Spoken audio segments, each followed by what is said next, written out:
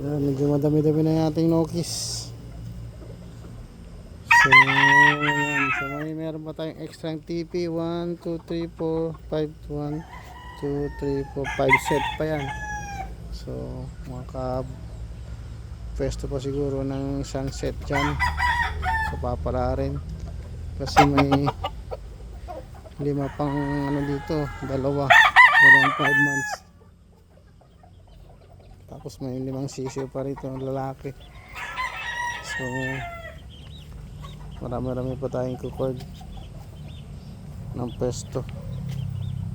Ito yung dalawang puti kay Jessie yan, so yung isang gray doon. So ganyan ang sitwasyon ang ating manakan.